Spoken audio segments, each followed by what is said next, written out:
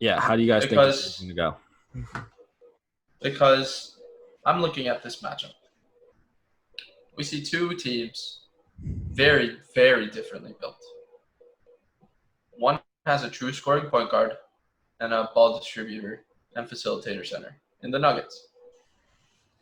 One team has one of the most dominant big men we've seen in basketball, and Anthony Davis. Nobody got that. Okay, but we see LeBron and Isn't Davis LeBron married? obviously. No. So confused. What was the uh, reference to? we see LeBron and Davis, and just something about that Laker team this bubble has been very iffy. You know, at times they really don't seem like they've tried that all that hard. But we've seen a few hard fought series out of them. But as we were saying earlier, no one has fought harder than the Nuggets, and I feel like the Nuggets. If the Nuggets beat the Lakers here, which I'm predicting they will in 6, this will be a story heard around the world. Yeah. Man, the Nuggets, and I think we tweeted this out the other night. The last 4 playoff series that the Nuggets have been a part of have gone to game 7. Right? It's a 2 in this playoffs and then 2 in the previous playoffs. They all went to game 7. They only lost one of those series. Right? The Nuggets are a young team, right? It's a young core of guys. It's easy to forget because Jokic plays like a 13-year vet, but they're all young guys, right? But they have so much playoff experience, right? Everyone on that team, it seems like, has been through it all in terms of playoff games, wins, defeats, everything. They've been through highs and lows together, and they've grown. This is, like you guys said, it's the same team we had last year plus reinforcements, and they were a number 1 seed last year, right? And they did fight through 2 game 7s. They lost, obviously, their second series, but they have so much playoff experience. And if you look at that Lakers roster, the guys outside of LeBron that have playoff experience, they don't get the kind of meaningful impact that they would have had if it was Playoff earlier in Rondo, their man. careers. You have playoff Rondo, but even him, right? Like, you're not saying that that's like a top 3 or 4 player on that team, right? Because you go LeBron, you go AD, right? And then you look White has at, playoff experience. Caldwell Pope probably has, yeah, with the Pistons has some but playoff again, those are experience. guys that are not really the star, right? I Obviously, said it. LeBron Probably plays has for it. his cheeks anyway, so like, it doesn't matter. The playoff. Yeah. I said it at the beginning of the playoffs. If the Nuggets want to win, Paul Millsap has to step up, and we saw in the Clippers series Paul Millsap stepping up immensely. I can't express how much he meant to that team. Was an all-star with Atlanta for sure. Like he's gonna do so well. I mean, and with Utah as well. I think. Yeah. Like And So by the we're way, let's talking so talk. about. well. Wait 1 second. We're talking about third best player on the Lakers, and we're like, oh, all these guys are interchangeable. There is a clear cut number 3 in I mean, Denver. out besides Gary Harris, like I think Exactly. I mean, come on. Yeah, Gary Harris is not playing, so it's And Paul Millsap. yeah, and Paul Millsap over Dwight Howard any day. Any Yeah, day. and here's what I was gonna say. Let's take a look at the road that both teams had to take to get to where they are.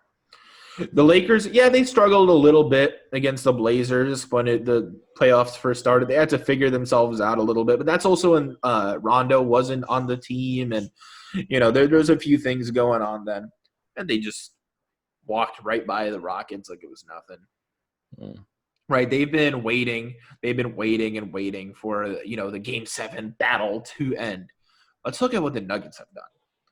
They came back from a 3-1 deficit 2 series in a row against 2 really solid teams where you can make a case Utah could have beaten the Lakers and the Clippers could have beaten the Lakers. So they beat 2 teams that you can make a legitimate case could have beat the Lakers. They beat them in 7 games, and now they're facing the Lakers themselves. I think the Nuggets have put themselves in a position where it would be wrong for us to sleep on them again. Okay, first thoughts when looking at the series. I know when LeBron was for sure watching this last game, when he saw the Clippers were eliminated, he took a nice sigh of relief because he did not have to go And then against the LeBron stopper, aka Paul George. Then he Uh, realized the Paul Nuggets. George. Kawhi Leonard. Whoa. Okay. Nah, my bad. That was a mix-up. But the Nuggets, that sigh of relief probably lasted 5 seconds because then he realized, oh crap, I gotta Nuggets play have the great forward Nuggets. depth and wing Yeah. depth. Like, I think not a lot of people are giving them enough credit for that. Like, they have incredible depth to guard LeBron and AD. You can't really guard LeBron or AD, but you can make life a little bit more difficult for them. Like how Kawhi makes it difficult. I'm saying, like, Yeah. somewhat of a lockdown defender. Obviously, As you were saying with Grant earlier, Grant's a really good defender that we could he's a possibly 3-and-D see. guy. Yeah. But just to go back on what you said, Sam, that how the Nuggets have gotten to this point, back-to-back Game 7 series. We said the same thing with Boston. The wear and tear can get to you at one point. Is the wear and tear for the Nuggets going to be as effective against?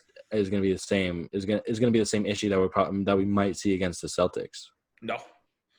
I'm saying no for a big reason, and that's because the Lakers, like you said earlier in this pod, Brandon, they fall into the same trap that the Clippers did, where they get comfortable sometimes. They build up a lead, and then they start to coast. And what the Nuggets have shown is that they will fight until there is zeros on the clock, right? No matter what. Mike Malone's coaching, though. You're down by however many points, you're down however many games in the series, you will fight until there is no more game left to play, right? And maybe, we all sleep on Mike Malone too, right? We talked about Spoelstra being a great coach because we're a little biased as Heat fans. We talked about Brad Stevens and Nick Nurse. What about Mike Malone? What he's done there in Denver is insane. He was in Sacramento. Mm-hmm. He was the one coach that Boogie Cousins respected when he was in Sacramento, his tenure in Sacramento. If you're the coach of the Nuggets and the only person is a hard-headed guy, a hard-headed player of DeMarcus Cousins, who we know is like a very vocal guy. I mean, it was a very, very vocal guy, and you gained his respect in practice on the court, trying to lead this team to the playoffs. Like, I think it says something, but I think it's also to your point. Like, Mike Malone's also a very good coach. Like, he's able to get the best out of this team, even with guys like Gary Harris, who's another main scorer for them, not playing. I mean, they got something special going there in Denver, and I hope we get a good series out of them. I think they do have a chance of beating LA. Now let's go again. Jonathan, you can start us off here. What's your prediction for this series? Who's going to take it and in how many games? I touched light on this a bit earlier, but I believe it's Denver in 6 because the Lakers, although that they're very strong, as Brandon dropped something like panic in the background. The Lakers are strong, but I just like that Denver bench better, and we're probably gonna get to see a series where LeBron and Anthony Davis play 40+ minutes. Mm-hmm. So it's just gonna be interesting. As Siri activated, I didn't even say Siri, but it's just gonna be interesting because I want to see. We're talking about rust. LeBron and Davis might get a little tired as the series goes along. Yeah, and before we give our picks, there is one other thing about the Clippers, just that you mentioned that. I heard a report came out that certain players on that team could not handle playing more than 4 or 5 minute stretches at a time because they would get winded, right? And that goes to like the conditioning and whatever, but that also goes to the Denver Nuggets just playing at such a high pace, right, and running everyone else off the floor. So we'll see how that affects Lakers. It's kind of interesting though because when you watch them play, they don't seem it because they're one of their best players, and Nikola Jokic is a slower paced player, but everybody else runs. Yeah, and they don't anticipate their best player when he's playing the slow game that Jamal Murray is going to go, that Grant is going to go, that all of these players are just going to out hustle you. Yeah, it's because Jokic can literally throw a full court pass from like underneath his own basket, right, to Jamal Murray, who's speeding off in the other direction and is already on the other side of the floor before you even had a chance to blink. Brandon, what do you think? Listen, I just want to throw back to the Portland series with the Lakers real quick. We saw in game 1 Portland taking that game. Why? Because the only two guys that were scoring, the main scorers, were Davis and LeBron. Once another guy or two was starting to get into double digits. I mean, we saw with Caruso, KCP at one point.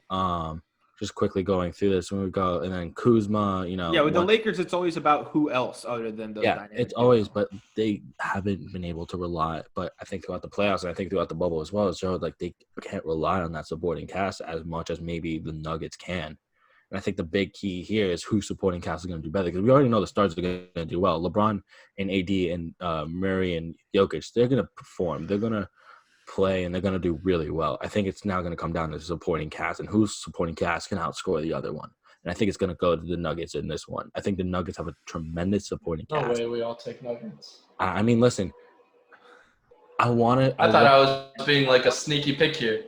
I want to say I really want to say, and I said this to my girlfriend's dad. I said the NBA is going to push for a LeBron versus Heat series, but I really think man. I think the Heat are going to push for a Lakers-Celtics all-time great franchise matchup. That's what the NBA wants to market the most. I don't know. Yeah, but again, listen, that could be it. But I think honestly, I think honestly. So who do you have winning the series? Okay, I think it has to be the Nuggets in 6. The Nuggets, or I was taking a bold prediction here, but it seems to be the. All right, here's what's going to happen. Here's what's going to happen. Lakers are going to win the first 2 games, and everyone's going to say it's over for the Nuggets. Yeah, we say the same thing about the Nuggets. Right. The Lakers are going to win the first 2 games, and everyone's going to say it's over. LeBron has, a golden ticket to the finals. And the Nuggets are going to win game 3. Then people are like, it's just one game. Don't worry about it. The Nuggets are going to win game 4. Now it's a tie series. I think Nuggets are going to win in 7. All 3 Nuggets? Yeah, I might need to change my pick. You guys are giving me bad vibes here. I wanted the Nuggets to win, but I don't know, a consensus Nuggets pick in a. I don't see them winning. I don't see them winning in 6, like you guys said. I think the Lakers will put up more of a fight, but I see them stealing just enough games. I don't know how many teams can beat the Nuggets 4 times in a series.